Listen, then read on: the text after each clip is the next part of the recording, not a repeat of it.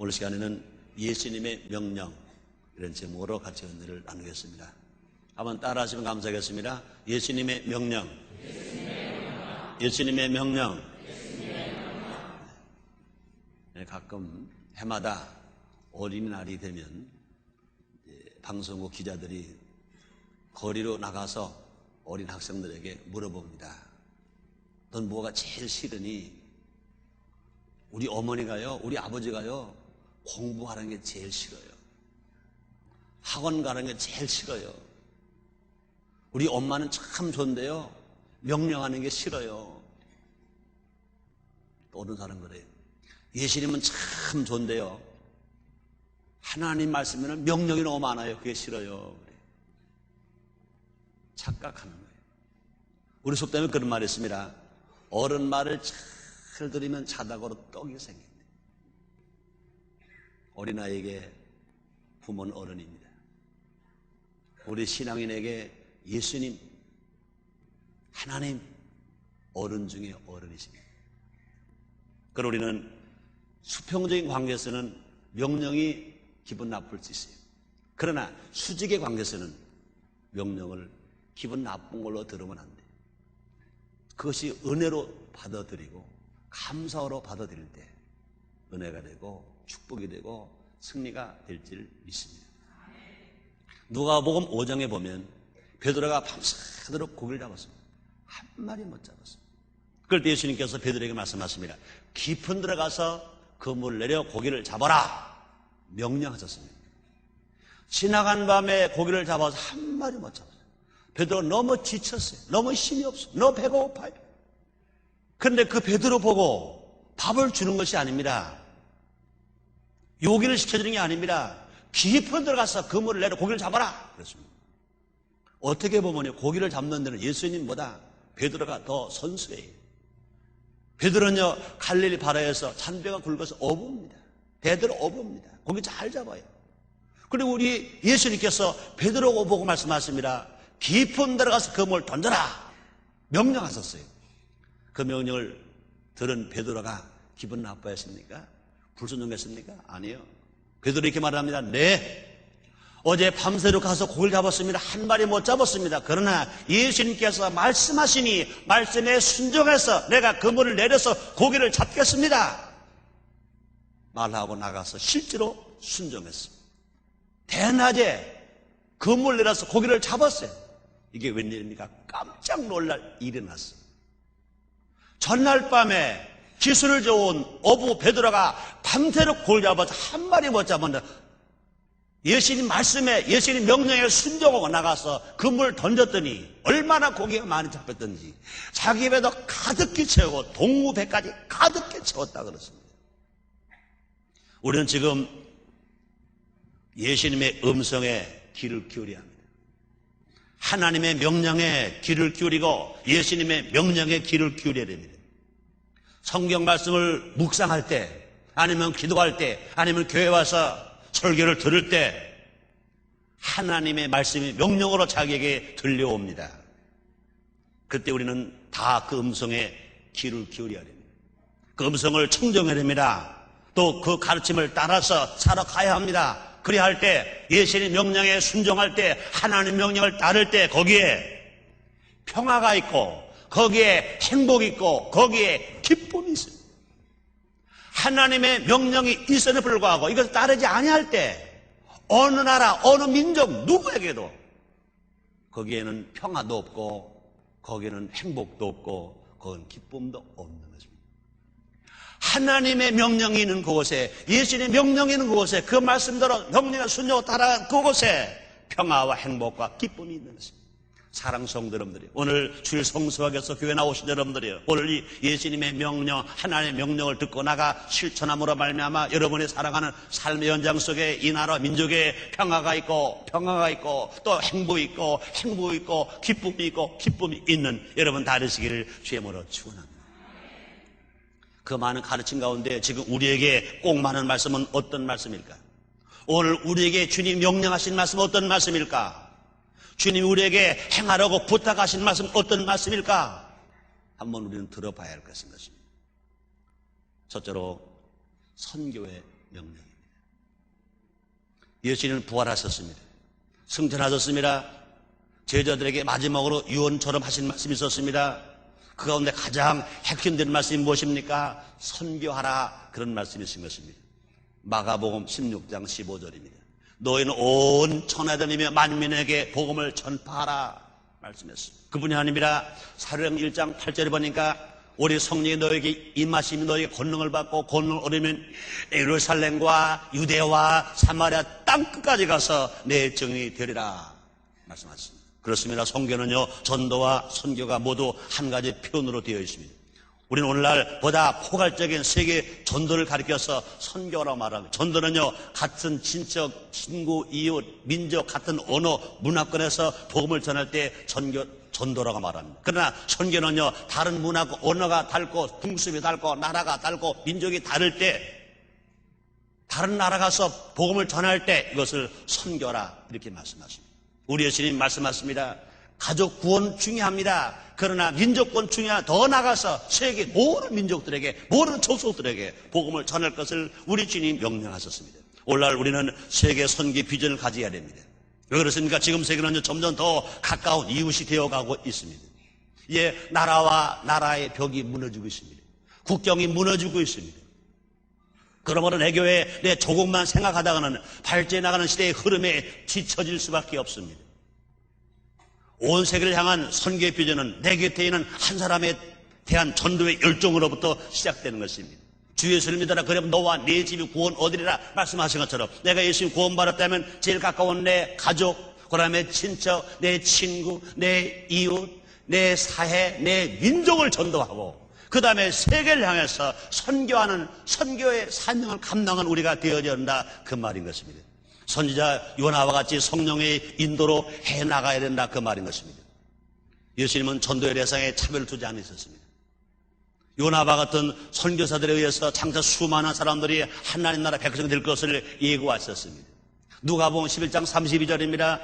심판 때 니느웨 사람들이 일어나 이 세대 사람들을 정죄하리니 이는 그들이 요나의 전도를 듣고 회개했음이거니와 요나보다 더 큰 이가 여기 있느니라 말씀했습니다. 우리 하나님은요, 니느웨 성을 회개시키고요, 요나에게 갈 명령을 내리셨습니다. 그러나 요나는 자기 민족 감정이 있습니다. 가지 않으려고 했습니다. 그러나 하나님은 그냥 두지 않으셨습니다.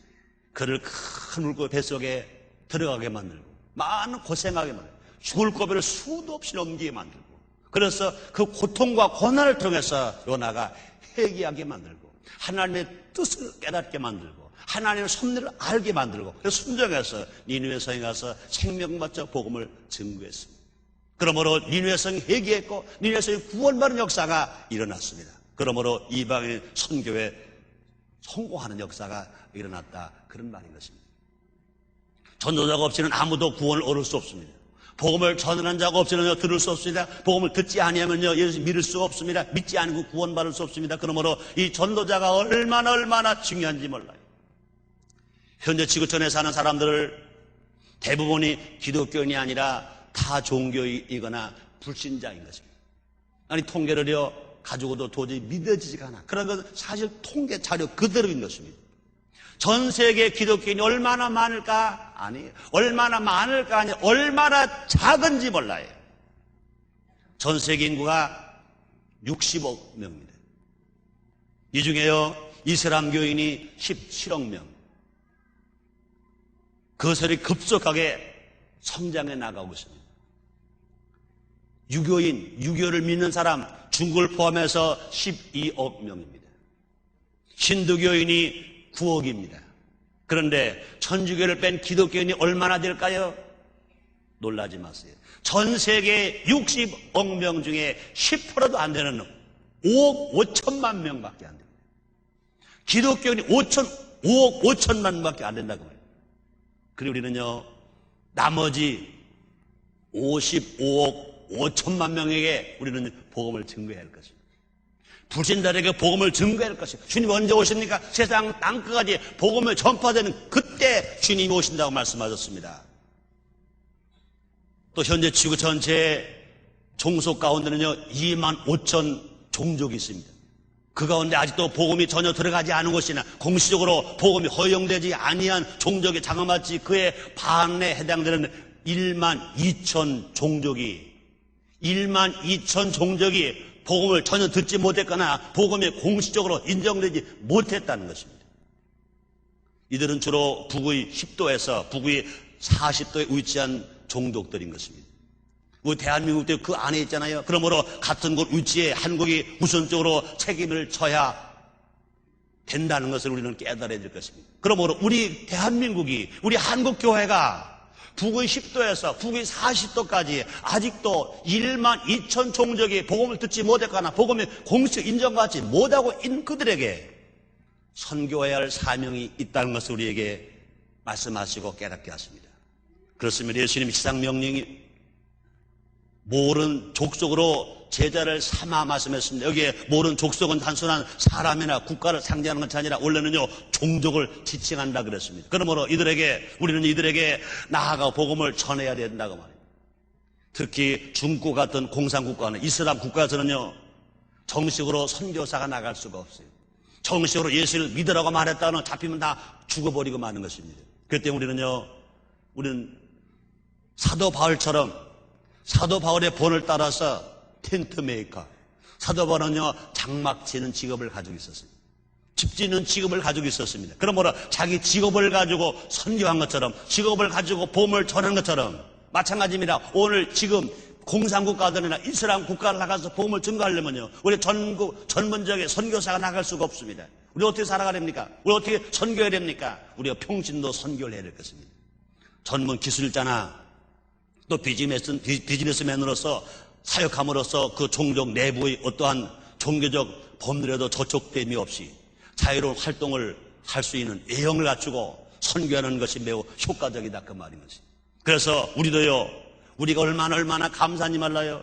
우리 순복음인 전교회는요 아직도 복음을 누리는 공산국가나 회계국가나 전 세계에 나가서 선교할 아주 좋은 방법이 우리에게 있습니다. 무기가 있습니다. 그것이 뭡니까?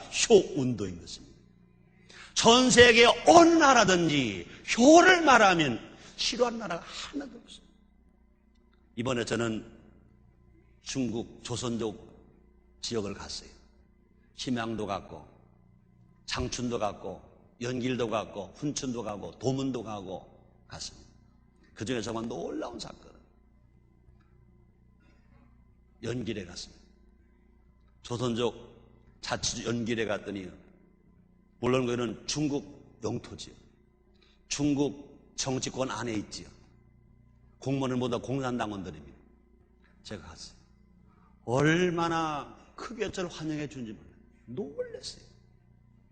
도착되는 날 연길시 시장, 부시장, 의장, 부의장, 각 국장 여러 명이 나와서 저를 그 공관 귀빈 식당에 초청했어요. 저녁 식사를 잘 하게 해주더라고요. 그 다음날 아침입니다. 공안국 대강당. 그러니까 공산국가 안에 공안국 그러면 아주 보통 사람 돌돌 떨고 못 들어갈 것입니다. 힘들었네요. 경찰서보다 더 큰 역할을 하는 그런 곳이라고 그래요. 대강당에 제가 강사로 초청돼 갔어요. 프랑가들 걸었어요. 환영. 최성규 교수 강연회. 공산당 간부들 있어요. 현직 학교 교사들, 교장들 꽉 찼어요. 그 강당에 500명밖에 들어가지 못하기 때문에 도울 수 있으면 도우지만 500명이 꽉 찼어요. 왜 왔어요?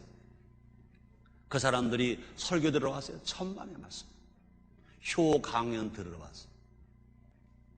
저는 처음엔 좀 여러 가지 마음이 아프더라고요. 목사가 가서 하나님 전해야 되고 예수님 전해야 되는데 효 강연만 하는 거예요. 그래서 그때마다 하나님은 지혜롭게 하라고 말씀하시네요. 효도라고 온 설립정신 6가지, 순복음인 전께 6대 실천신앙 6가지, 하나님 섬김, 부모 공경, 이웃사랑, 나라사랑, 자연보호, 인류봉사 이런 효를 해야 됩니다. 그런데 제일 처음에 하나님 섬김을 해야 되는데 그것에서는요 하나님 말하지 말아달라는 거예요. 예수님 말하지 말아달라는 거예요. 예수를 믿으라고 말하지 말아달라는 거예요. 효만 말해달라는 거예요. 그랬죠. 여러분, 경천 애인 알지요? 하늘을 공경하고 사람을 사랑해야 되는 거 알지요? 그래서 경천 애인을 먼저 말했어요. 그러나 그 다음부터는 부모 공경하라, 이웃 사랑하라, 나라 사랑하라, 자연 보호하라, 인류 봉사하라 했더니 모두가 다 얼마나 진지하거든요. 90분 강의에 머리 하나 움직이지 않고 그대로 다 하더라고요. 그런데요, 맨 마지막에 내가 실수를 한 거예요. 내가 나를 소개하면서 나는 성산 청소년육성재단 이사장, 성산 효로대학원대학교 총장, 고개만 하면 되는데 나는 목사 그랬어요. 내가 실수한 건 내가 깜짝 놀랐어요. 그 순간이요, 거기 모인 사람 얼굴이 막 하얘지는 것 같고요, 막 웅성드는 것 같아요. 이야, 실수했구나. 그 다음에 다시 나는 성산 청소년육성재단의 이사장, 성산 효로대학원대학교 총장, 그 재단에 사는 일 막 부지런히 얘기했어요. 그러고 시간 딱 맞췄어요. 항의할 줄 알았어요. 그랬더니 항의하지 않고요, 너나 할 것 없이 총장님 좋은 말씀 드렸습니다. 그렇습니다. 효가 살아야 됩니다. 정말 효가 살아야 됩니다. 점심시간에 같이 식사한 분들 중에 분이 학교 교장 선생님들이 몇 분 있었어요. 자기들 학교에서요, 학생들에게 효를 가르치려고 2년 전부터 그런 계획을 세웠다는 거예요. 근데 우리 가르치고 있는데 그것이 온전한 내용을 잘 몰라서 못하고 있다는 거예요. 효를 가르치고 싶은 마음이 그대로 있다는 거예요. 그 순간 저는요, 깜짝 놀랐어요. 우리 순복음인천교회가 언제부터 효운동했습니까? 1995년 7월 16일 삼봉백화점이 무너지고 난 후에 새 청년들이 기적적 살아난 후에 기독교 효라는 설교를 하면서부터 효행 교육원 만들고 효행 봉사단 만들고 성산 청소년 육성 재단 만들고 학교법인 성산 학원 만들고 또 성산 효로대학원 대학교를 만들었습니다. 우리가 앞으로 복음을 전할 때 이제 기독교 복음이 제대로 들어가지 못하는 데는 효가 먼저 들어가고 효의 보따리 속에 복음을 실어서 보내자 그랬잖아요. 그것이 그대로 딱 맞아떨어졌어요.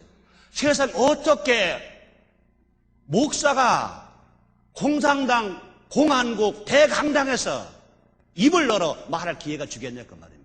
그것도 공산당원들, 간부들, 학교 선생들, 교장들을 꽉 채워놓고 하나님이 역사하고 계신 줄 믿습니다. 제가 조용희 목사님 오던 날 바로 조 목사님 만나기 위해서 그랬어요. 목사님, 그래서 제가 그런 실수했습니다 그랬더니 조용희 목사님 뭐 하는지 아세요? 그거 실수한 거 아니야, 성령이 하신 거야. 처음부터 내가 목사라고 전 전혀 그 사람들을 저를 초청할 리도 없고 그 말을 들을 리가 없어요. 다 듣고 났어요. 다 수긍했어요. 정말로 효가 살아야 되겠구나, 효자가 되어야 되겠구나, 효는 저런 것이 효구나 하고 또 하고 났는데 그 다음에 나도 모르게 내가 목사다 그래버려. 그 다음에 또 그 저녁입니다. 그는 수요일 날입니다. 연길에 가면은요, 교회가 얼마나 잘 졌는지 한국의 모 교단에서 IMF 오기 전에 15억 원을 들여서 교회를 썼어요. 본당 성전이요. 우리 순복음은 저렇게 본당보다 훨씬 더 커요. 우린 불과 2,500명밖에 본성전 못 들었는데 거기는 3,000명 이상에 들어가는 큰 성전. 제가 낮에는 공안국 대강당에서 효 강연회를 교수 총장의 이름으로 했고 저녁에는 그 교회에서 이제 목사 이름으로 효 설교를 하는 거예요. 놀란 거는요, 수요일 날 밤입니다. 3,000명 들어간 자 2,000명 정도가 꽉 찼습니다. 거기에 공산당 간부도 몇 분 왔어요. 낮에는 교수 총장의 강연을 들은, 효 강연을 들은 그분들 몇 사람이, 밤에는요, 공시 행사가 아니니까 저녁에 그 설교를 들으러 교회에 왔어요. 그 간부가 같이 간 일행 모으고 그러는 거예요. 야, 저분 이제 신나게 하네. 공안국 강당에서는 제가 신날 수가 없었어요. 왜? 목사는요, 하나님 얘기를 해야지요, 예수님 얘기를 해야죠, 예수 믿을 말을 해야지 신이 나는데 그 말 빼고 하려니까 너무 힘들었어요. 그럼 너무너무 진지하게 했어요. 이걸 보면서요, 저는 얼마나 감사한지 몰랐어요. 왜요? 우리의 조상들이 그곳에 가서 땀을 흘렸어요. 피를 흘렸어요. 눈물을 흘렸어요. 또 많은 사람들이 알게 모르게 그곳에 가서 복음의 씨앗을 심어놨어요. 저는 목사로 간 것이 아니라 성산효로대학원 대학교 총장, 성산 청소육성재단 이사장으로 갔어요. 그래서 마음껏 복음을 전하고 살아가 하나님을 증거하는 그 전도를 간접적으로 할 수가 있었어요. 그렇습니다. 우리 주님은 이 복음을 들거나 세계 만방의 복음을 전달하는 것입니다. 그러면요, 갈 수 없다고 우리가 뒤로 물러가면 해요. 위험하다고 포기하면 안 됩니다. 방법이 있다고요. 어린 아기에게 쓴 약을 주려면 그냥 쓴 거 그냥 주면 안 먹어요. 어떻게 됩니까? 당위적으로 다 싸서 설탕으로 싸고 꿀로 싸고 엿으로 다 다리 위에 싸서 넣어주면 입으로 들어갈 땐 다른데 다른 건데 속에 들어가면 약이 되어서 살아가는 것입니다. 그렇습니다. 그러므로 또 베드로는요, 당시 이방이었던 고넬료 가정에 선교함으로써 하나님 뜻을 이룰 수가 있었습니다. 사도행전 10장 42절로 43절입니다. 우리를 명하사 백성에게 전도하되 하나님의 산자와 죽은 자의 재판정으로 정하신 자가 곧 이 사람인 것을 증거하게 하셨고, 저에 대하여 모르는 선자도 증거하되 저를 믿는 사람들이 다 그 이름을 힘입어 죄의 사함을 받는다 하였느니라. 베드로 사도는요, 이방인 고넬료 가정에도 복음을 전했습니다. 그러므로 예수님의 명령 중에 제일 큰 명령이 뭐냐? 선교의 명령. 두 번째입니다. 두 번째 예수님의 명령이 무슨 명령일까요? 화합의 명령인 것입니다. 한번 따라하시겠습니다. 화합의 명령. 그렇습니다. 화합이 얼마나 중요한지 몰라요. 예수 이 땅에 오셨습니까? 화합을 이루러 이 땅에 오셨습니다. 내일은 우리 민족이 1919년 독립과 자유를 위해서 투쟁한 날을 기념하는 3.1절 날입니다. 80년 되는 날입니다. 이때를 맞이해서 우리가 기억할 것이 뭐냐? 예수님의 대화합의 명령을 우리가 기억해야 된다고. 대화합의 명령. 예수님 말씀하십니다. 마태복음 5장 23절 24절입니다. 그러므로 예물을 제단에 드리다가 거기서 내 형제에게 원망 들을 만한 일이 있는 생각나거든. 예물을 제단 앞에 두고 먼저 가서 형제와 화목하고 그 후에 와서 예물을 드리라. 우리 하나님은요, 예배를 받기를 얼마나 원하시는지 몰라요. 우리 하나님은 우리에게 재물을 받기를 얼마나 원하시는지 몰라요. 그러나 아무리 예배가 필요하고 재물이 필요하다 하더라도 그것이 형제 간에 화목하지 못하면 먼저 가서 형제가 화목하고 와서 재물을 드리라. 주님 말씀하셨습니다. 예수님은 선교의 사명을 하실 때도요 그랬습니다. 화목하는 명령 하실 때도 그랬습니다. 그것을 권위적인 지시가 아니라 삶의 모범으로서 보여주셨습니다. 그러므로 이것은 명령이라기보다는 위임 혹은 위탁의 말씀이라고 말하는 것도 어울릴 것인 것입니다. 우리는 깊이 생각해 봐야 됩니다. 최근에 법조계의 비리, 대재벌의 끊임없는 탐심, 진실과 정의가 사라져버린 국회의원들의 치해 복권적 면책 결의, 대재벌의 빅대를 반대하는 집단 이기심의 대중 집회, 지역 감정을 부채질하는 파렴치한 정치인들의 실태를 보면서 우리는 누구를 생각합니까? 있어요. 우리 예수님은요, 이 땅에 무엇하러 오셨습니까? 화합을 주러 오셨습니다. 우리에게 당부하신 말씀이 무엇입니까? 화합인 것입니다. 이 화합의 과제가 더 절실하게 느껴집니다. 에베소서 4장 3절입니다. 평안의 매론줄로 성령의 하나 되게 하신 것을 힘써 지키라 말씀하셨습니다. 그렇습니다. 3.1운동은요 민족의 대화합을 이룬 모범적 운동 사례가 됩니다. 우리 민족사의 제일 화합의 운동을 어떤 운동이냐? 3.1운동. 그런 3.1운동, 우리 민족의 대화합을 이룬 모범적인 그런 운동이었던 것입니다. 3.1운동 때 한국의 기독교인의 수는 전체 국민 2천만 명의 1%에 불과한 20만 명밖에 되지 않았습니다. 80년 전 1919년 3.1운동 당시에 한국의 기독교인의 전체 20만 명, 전체 인구 2천만 명 중에 1%밖에 안 되는 20만 명. 그러나 3.1운동 33인 대표 중에 16명이 목사요 장로인 기독교인입니다. 33명 중에 50%인 16명이 기독교인입니다. 그뿐이 아닙니다. 만세운동의 주동세력이 25% 내지 38%가 기독교인입니다. 그뿐이 아닙니다. 투옥자 17% 내지 22%가 다 기독교인입니다. 이것은 3.1운동의 주역이 하나님을 섬기는 기독교인이었다는 사실을 우리에게 알게 해주고 있습니다. 그럼에도 불구하고 당시 교회 지도자들은 얼마나 양보를 많이 했는지 몰라요. 화합을 이루기 위해서, 민족 화합을 위해서 얼마나 양보했는지 몰라요. 종교를 초월하여 민족 대화합에 힘썼어요. 그래서 천도교, 불교, 유교 할 것 없이 종교를 초월해서 각 대표들과 손을 잡았습니다. 그뿐이 아닙니다. 숫자적으로 3연 중에 반이 되는 16명이 기독교인입니다. 그러면 기독교인이 힘을 합쳐서 투표했다면요, 모두가 다 장자리 다 잡았을 것입니다. 그러나 대표 자리를 기독교 목사나 장로가 하지 아니하고 천도교 대표 손병희 씨를 대표로 세웠습니다. 양보했습니다. 왜 양보했습니까? 화합하기로 양보했습니다. 그 3.1운동을 민족운동으로 성공시키기 위해서 양보한 것인 것입니다. 지금 우리 민족을 살리는 구원의 메시지는, 이 민족을 살려야 할 구원의 메시지는 화합입니다. 화합. 경제가 어려운 그것도 노사 간에 화합하지 못하기 때문에 그런 거 아닙니까? 정치가 어려운 것도 여야 간에 화합하지 못하기 때문에 그런 것 아닙니까? 이 민족이 고난을 받는 것도 동서 간에 또 남북 간에 화합하지 못하기 때문에 그런 거 아닙니까?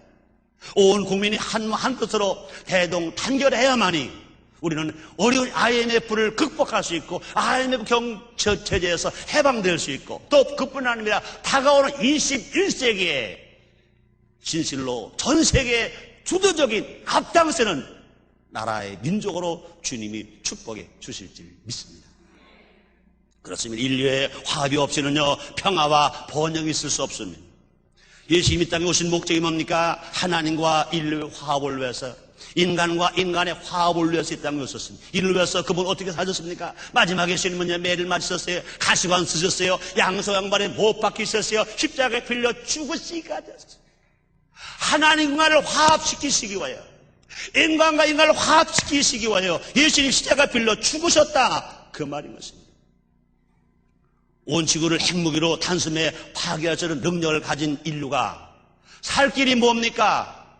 힘과 지혜를 다 모아서 우리가 화합할 때만이 인류가 살고 민족이 살고 가정이 살고 교회가 살고 개인이 사는 역사가 일어나게 될 줄 믿습니다. 그래서 우리 주님 말씀하십니다. 화합하라, 하나가 되라, 성령의 하나가 되게 하심서 지키라 말씀하십니다. 세 번째 명령은요, 섬김의 명령입니다. 그렇습니다. 예수님의 위임명령 세 번째는 섬김의 명령입니다. 그렇습니다. 서로 섬겨라 말씀하십니다. 마태오 20장 26절 28절입니다. 너 중에 누구든지 크고자 하는 자는 너희를 섬기는 자가 되고, 너 중에 누구든지 으뜸이 되고자 하는 너희 종이 되어야 하리라. 인자가 온 것을 섬길 받으라 함이 아니라 도리어 섬기려 하고 자기 목숨 많은 사람의 대성물로 주려 함이니라 말씀했습니다. 예수님은 섬김의 본을 보여주셨습니다. 예수님 십자가에서 달려 죽으시기까지 하나님 아버지를 섬기셨습니다. 또 제자들의 반을 선수시키시면서 본을 보여주셨습니다. 요한복음 13장 14절로 15절입니다. 내가 주와 또는 선생에 되어 너희 발을 씻겼으니 너희로 서로 발을 씻기는 것이 옳으니라. 내가 너에게 행한 것 같이 너희도 행하게 하려 하여 본을 보였노라 말씀하셨습니다. 그래서 예수님은요, 낮고 천한 자리에 오셔서 힘없고 약한 자들을 돌보시면서 저들에게 구원의 소망을 주셨습니다. 섬김은 모든 장소와 모든 영역에서 이루어져야 됩니다. 섬기란 말씀은 상대를 위해서 서로 봉사하라, 그런 말인 것입니다. 우리는 가정에서 부모를 섬기고 부모에게 효해야 됩니다. 또 부모들은 자녀를 위해서 수고해야 됩니다. 직장에서 사회를 위해 봉사해야 되고, 사회에서 불쌍한 자들을 섬겨야 되고, 정부에서 국민을 위해 봉사해야 되고, 기업에서 소비자 행복과 풍족한 삶을 위해서 봉사해야 된다, 그 말인 것입니다. 디모데전서 6장 2절에서 사도 바울을 통하여 주님이 이렇게 말씀하십니다. 믿는 상전이 있는 자들은 그 상전을 형제라고 경히 여기지 말고 더 잘 섬기게 하라. 이런 유익을 받는 자들이 믿는 자요 사랑을 받는 자임이니라. 너는 이것들을 가르치고 권하라, 이렇게 말씀했습니다. 우리는 서로 섬기는 마음으로 선교하고 화합해야 합니다. 애국인을 섬기는 마음으로 고난을 무릅쓰고라도 선교해야 됩니다. 타인을 섬기는 마음으로 미운 사람까지도 포용하며 화합할 때 우리에게 큰 은혜와 축복이 임하게 되는 것입니다. 누구든지 예수님을 섬기는 사람은 그와 함께 어디든지 갈 수 있는 것입니다. 그것이 바로 우리의 선교지인 것입니다. 요한복음 12장 26절입니다. 사람 나를 섬기려면 나를 따르라. 나 있는 곳에 나를 섬기는 자도 거기 있으리니 사람 나를 섬기면 내 아버지께서 저를 귀히 여기시리라 말씀하십니다. 결론입니다. 3.1절 주일입니다. 우리는 오늘 주님이 주시는 음성의 귀를 기울여야 됩니다. 너희는 열심히 섬겨하라. 서로 화합하라. 사랑으로 서로 섬기라. 이 말씀이 들려지는 사람, 이 말씀이 깨달아지는 사람, 이 말씀을 살겠다고 다짐하는 사람에게 우리 하나님은 그런 사람이 사는 그 땅을 평화의 땅으로, 그 현장을 행복한 현장으로, 그런 사람의 심령 속에 기쁨과 축복을 넘치게 주실 줄 믿습니다. 기도하겠습니다. 하나님 감사합니다. 받은 은혜 많습니다. 받은 사랑 많습니다. 우리의 주님의 명령을 기쁨으로 듣고 기쁨으로 실천함으로 평화와 행복과 기쁨이 있는 삶을 살게 해 주시옵소서. 예수님의 이름으로 기도드리옵나이다. 아멘.